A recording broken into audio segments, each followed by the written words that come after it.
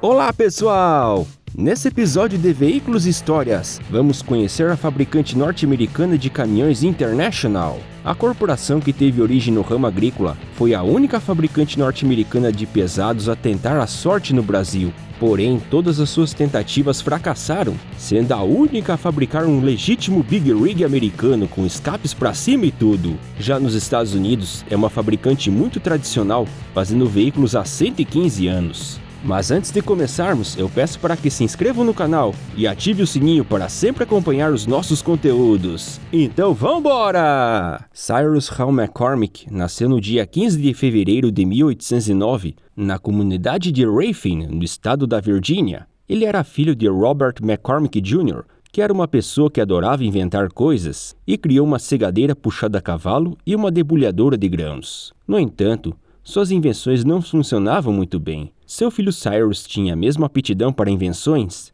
e também era um ótimo negociante. Isso fez com que a família o deixasse à frente de todos os negócios, e Cyrus decidiu melhorar os inventos do pai. Em 1834, patenteou a versão melhorada da segadeira, mas ainda não era boa o suficiente, tendo poucos pedidos e muitas reclamações. No entanto, ele não se desanimou e continuou procurando meios de melhorar a invenção, até que em 1845 patenteou a versão definitiva, que foi aprovada pelos agricultores. Porém, a qualidade ainda era um tabu que manchou a reputação da invenção de McCormick. Em 1846, falece Robert. Então, Cyrus e seu irmão Leander decidem se mudar para Chicago, no estado de Illinois, para construir suas máquinas. A cidade, que fica na região dos Grandes Lagos, tinha o escoamento da produção facilitada pelos barcos. A região também tinha uma agricultura muito forte e próspera. Assim, em 1847, a empresa ficou pronta e William, um outro irmão da família, se junta aos negócios para cuidar da parte financeira,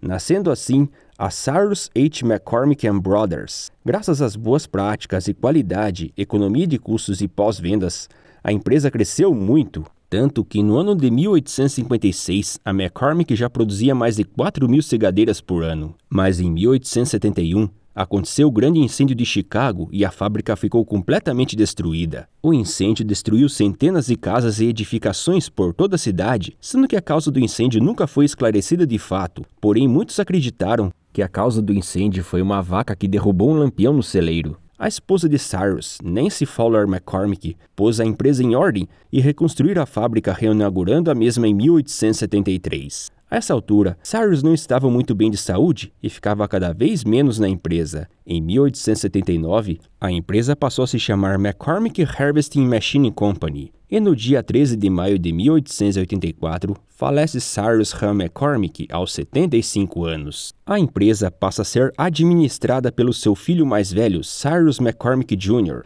e ela continuou crescendo nos negócios e conquistando cada vez mais clientes no país. Em 1874, foi fundada uma firma que fabricava equipamentos agrícolas chamada Deering Harvester Company. Seu fundador, William Deering, era excelente com negócios e criou muitos empreendimentos de sucesso que o tornou muito rico. Com a empresa de implementos não foi diferente e a expansão foi muito forte. Até que no início do século XX, a McCormick e a Deering decidiram se unir para ganhar mais força. Outras empresas menores também se uniram na nova empreitada, que foram a Milwaukee, Warder Bushnell Glasner e a Plano, que fabricavam um produto de muito sucesso chamado Champion. A fusão das empresas ocorreu em 22 de março de 1902, que resultou na corporação International Harvester Company. O financiamento da fusão foi proporcionado pelo famoso banqueiro J.P. Morgan. A princípio, a nova empresa continuou fabricando implementos, mas ao presenciarem a evolução da agricultura mecanizada, decidiram partir para o ramo de veículos agrícolas motorizados. Em 1905, a empresa desenvolveu seu primeiro trator, o Type A, mas a produção em escala só começou mesmo em 1908. Porém, a International Harvester ampliou sua linha de produtos, criando o Auto Buggy, um automóvel que começou a produção em 1907, e o Auto Wagon, que era a versão de carga criada em 1909. Ambos veículos eram praticamente carroças motorizadas e foram pensados para o homem do campo. No entanto, os Auto Wagon fizeram mais sucesso por conseguir transportar cargas, e em 1911, a empresa decide parar de fabricar os Auto Bugs e sair do ramo de automóveis para se dedicar totalmente à indústria de caminhões.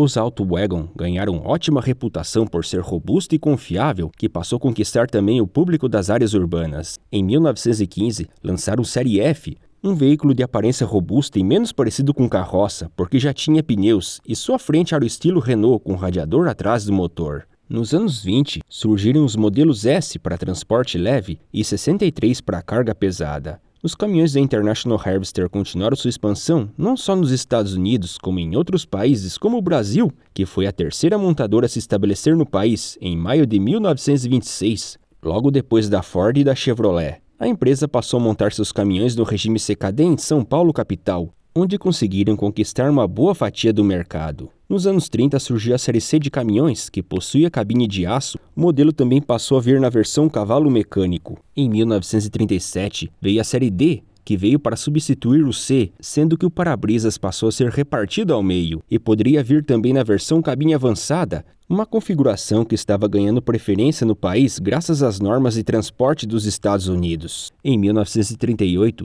devido às muitas conversões de veículos em vans de transporte, a International desenvolveu o Metro, que tinha motor subcabine e eram fabricados pela encarroçadora Metropolitan Barry Company, e acabaram sendo um grande sucesso. Em 1940 lançaram o modelo K com linhas arredondadas e modernas para a época, dotada de uma bela grade cromada. Os Estados Unidos entraram na Segunda Guerra e a fábrica brasileira suspendeu sua produção, já que a matriz decidiu focar todos os esforços para a guerra, não exportando mais veículos desmontados. Ela passou a fazer caminhões e tratores para uso militar, além de metralhadoras, bombas, torpedos, balas e até refrigerador para banco de sangue. Depois que a guerra acabou, a International Harvester criou a série L, que ia desde picapes leves até veículos pesados. Em 1949, a empresa volta ao Brasil, agora em novas instalações em Santo André, na Grande São Paulo, que tinha capacidade para 25 veículos por dia, e também passaram a montar seus tratores no regime CKD. Para facilitar o escoamento da produção, também montaram filiais no Rio de Janeiro,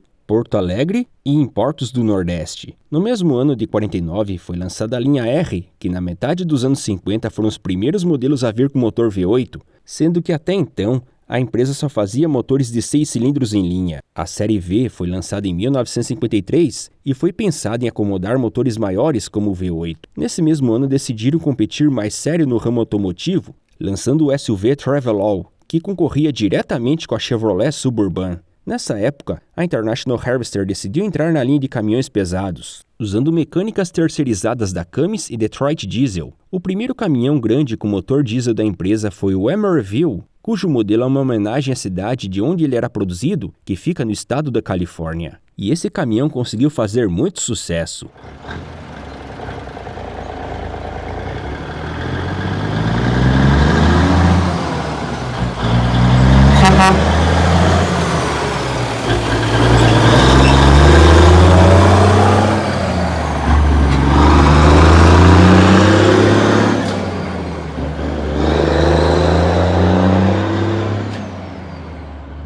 Enquanto isso, no Brasil, a empresa apresentou seu projeto de nacionalização ao GEA, que acabou sendo aprovado, já que fabricava diversos componentes no país, como a cabine, e assim, em setembro de 1958, lança um primeiro caminhão nacional, o N184, com PBT de 10 toneladas e motor de 6 cilindros da família Diamond, com 137 cavalos e câmbio de 5 marchas. Em 1960, a empresa já tinha nacionalizado o caminhão em 93%. Ainda no ano de 1957, lançaram nos Estados Unidos a série A e B de caminhonetes com design moderno e mais voltado para o trânsito urbano. Os Emeryville passaram a vir com melhorias e vir com cabine reclinável para melhor acesso ao motor, mas muitos reclamavam que a visão dianteira não era das melhores. E assim, a empresa desenvolveu a curiosa versão Sightliner, com vidros extras abaixo do painel para melhorar a visibilidade. Em 1961, a empresa lança o Scout, que se trata de um Jeep, porém com uma roupagem moderna. O modelo denominado de 80 tinha tração nas 4 rodas com reduzida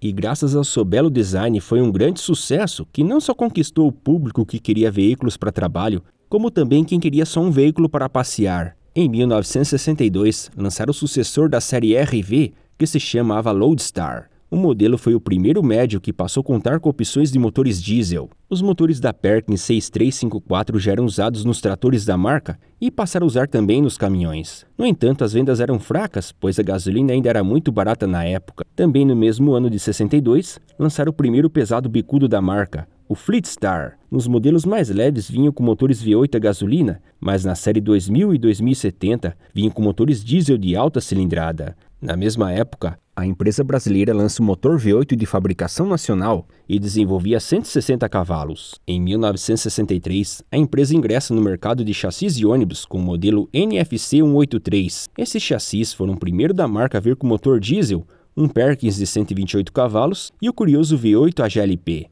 Em 64, passaram a oferecer motores Perkins também para os caminhões, que eram denominados de N184D, e ainda desenvolveram uma versão com terceiro eixo para o V8 a gasolina. A produção no Brasil, no entanto, era muito fraca e a empresa não conseguiu deslanchar suas vendas. No começo de 1965, suspenderam a produção e boatos sobre o fim da fábrica começaram a rolar. Ainda que a corporação desmentisse os boatos, a empresa nunca mais retomou sua produção, sendo que o fim definitivo foi anunciado em abril de 67. Nesses 9 anos, a empresa produziu menos de 6 mil veículos, sendo somente 299 chassis de ônibus. As instalações de Santo André foram vendidas para a Chrysler, que logo começaria suas atividades no Brasil. Em 1968, lançaram o TronStar, que substituiu os Armourville. Os caminhões tinham a denominação de CO4000, sendo que nas versões mais leves poderia vir com o primeiro motor a diesel desenvolvido pela marca, um V8 de 9,4 litros. Na verdade, a empresa já tinha muita experiência com motores diesel, porém só era usado nos tratores até então. Mas foram os Cummins Detroit Diesel dos modelos maiores que correspondiam mais nas vendas.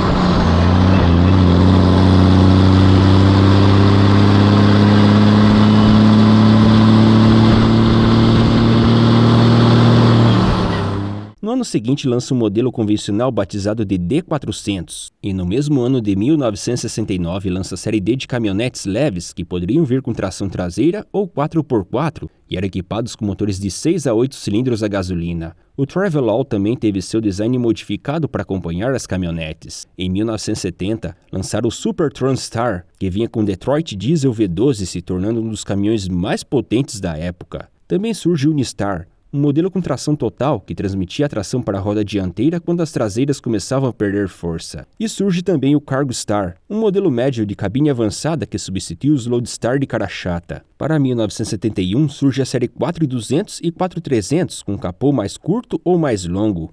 Em 72 é lançado o P-Star 5000, um modelo convencional para serviço pesado que fez muito sucesso e seria fabricado por mais de 20 anos. No ano de 73 veio a crise do petróleo que afetou as montadoras de automóveis de um modo geral. A linha leve de picapes da marca vendia pouco em relação aos concorrentes e sua participação já havia caído no início dos anos 70 e com a crise só piorou mais a situação. Dessa forma, a International Harvester decide parar com a linha leve em 1975, mas ainda continuariam a fabricar o Jeep Scout, pois ainda tinha ótimas vendas. Mas a corporação International Harvester tinha outros problemas. Já fazia alguns anos que sua lucratividade estava caindo cada vez mais, pois a concorrência em todos os setores era muito grande e, para continuar competitiva, diminuía cada vez mais sua margem de lucro. Mas os valores das matérias-primas e os encargos dos funcionários aumentavam cada ano. Em 1977 surgiu a série S de veículos médios e pesados, que substituiu as linhas Fleetstar e Loadstar, que correspondia a 21 modelos diferentes. Os modelos pesados tinham capô mais longo e para-brisa bipartido.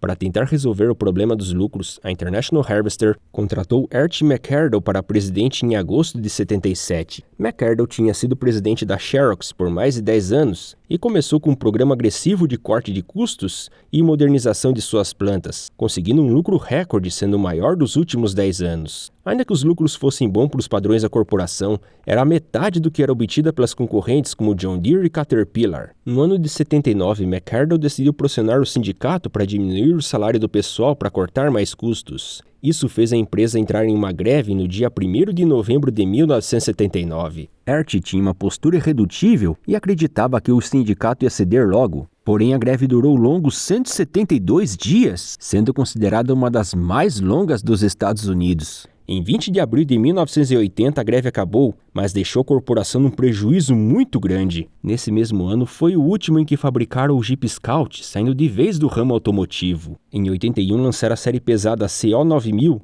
que substituiu o TranStar. O modelo estreou o design que seria usado quase sem alterações por muitos anos. No entanto, a International Harvester nunca se recuperou da greve e em março de 1982, McArdle foi demitido e nesse mesmo ano, venderam a divisão de construção para a Dresser Industries. Em 84, lançaram a série 9000 de modelos bicudos com grande capô e radiador que poderia acomodar os maiores motores diesel do mercado, com potências na casa dos 400 cavalos.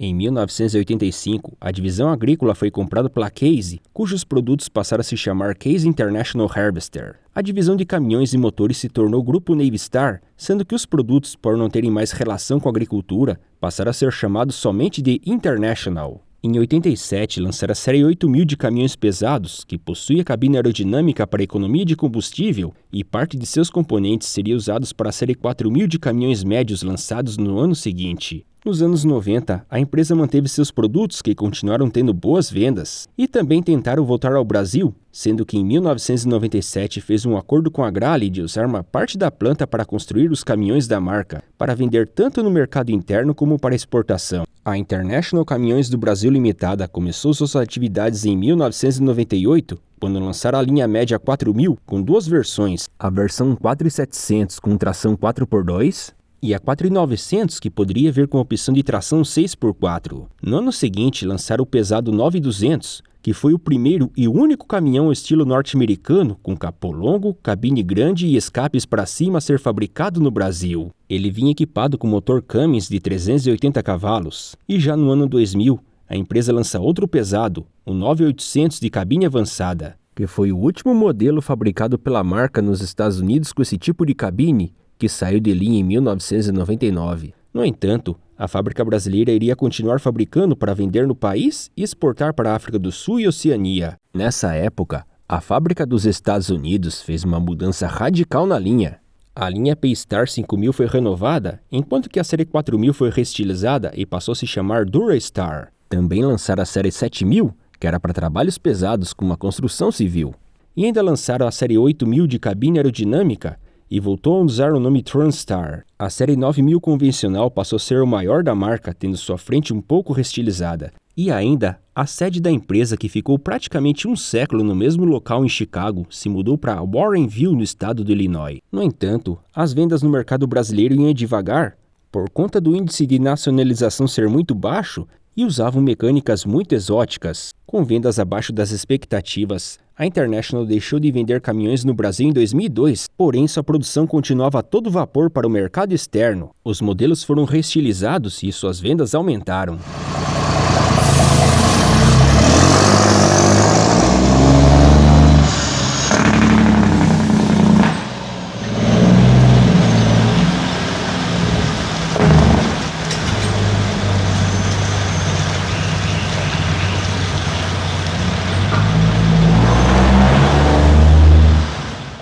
Em 2004, a International, seguindo a tendência do público norte-americano que queriam caminhonetes grandes, chutou o pau da barraca com a linha XT, que é a sigla para Extreme Truck, usando as linhas de caminhões médios com caçamba da linha Heavy Duty da Ford. Ele poderia vir com tração nas 4 rodas e caçamba basculante, e a mecânica era a mesma dos caminhões. Em 2006, lançaram a caminhonete MXT, versão civil do MXT MV, que era dotado de tração 4x4 e a mesma mecânica dos Ford Turbo Diesel. Os modelos foram as maiores caminhonetes já fabricadas nos Estados Unidos, tanto que até os norte-americanos acharam exagerados e suas vendas se encerraram em 2008. A versão militar do MXT continua sendo fabricada até hoje. Em 2006, a empresa lança o pesado ProStar, com cabine aerodinâmica e foi pensado para longas distâncias, sendo dotado de cabine-leito e motores bem potentes. Em 2008, lança o Lone Star, um modelo pesado com curioso design retrô inspirado no Série D dos anos 30. As linhas foram pensadas para melhorar a aerodinâmica e economizar combustível. A Navy Star e a Caterpillar tinham feito uma joint venture nos anos 90 para desenvolvimento de motores diesel,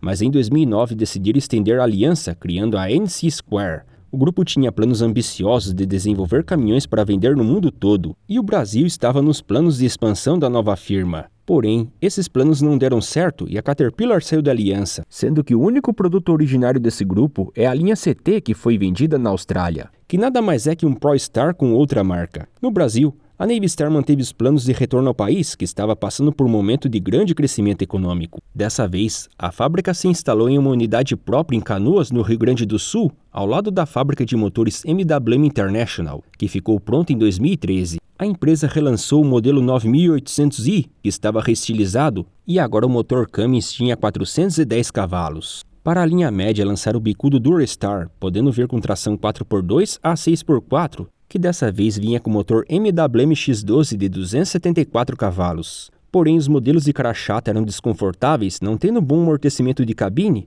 e os convencionais, apesar de serem bons e bonitos, era um conceito que estava em desuso no país, sendo completamente dominado pelos cara chata. Dessa forma, as vendas não decolaram, e quando o país entrou em forte recessão econômica a partir de 2015, a situação piorou ainda mais e encerrou suas atividades no Brasil em 2016. Com o fim da fábrica brasileira, o modelo 9800 definitivamente deixa de ser fabricado. No mesmo ano, a empresa lança a série HX para substituir o P-Star e no ano seguinte a série HV, sendo que ambos são para uso pesado e vocacional, como o ramo de construção civil. Em 2017 também lança os pesados LT e RH, sendo que ambos têm cabine aerodinâmica, opção de cabine-leito e voltado para longas viagens. Em 2018 lança a série MV de caminhões médios, que podem vir com motores de até 360 cavalos de potência. E ainda no mesmo ano de 2018 lançam a linha CV, que é uma joint venture com a General Motors, baseado na linha Heavy Duty da Chevrolet, usando o mesmo Duramax 6.6, só que voltado mais para o trabalho, com potência e torque em baixas rotações.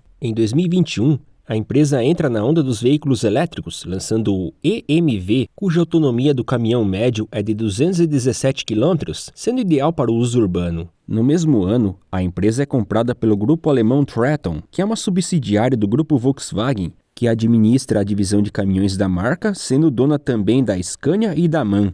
A International, sendo uma marca norte-americana, é claro que a indústria do cinema não deixaria de fora. No primeiro filme do Exterminador do Futuro, o personagem de Arnold Schwarzenegger pega o modelo TronStar para tentar atropelar Sarah Connor. No filme cult caminhoneiro Black Dog Estrada Alucinante, na perseguição mais aclamada do filme, um dos vilões persegue com o modelo 9400. E no filme Gigantes de Aço, estrelado por Hugh Jackman, os protagonistas viajam a bordo de um Emerville Sightliner. Então, pessoal, vocês já viram um Ondaro International? Comentem!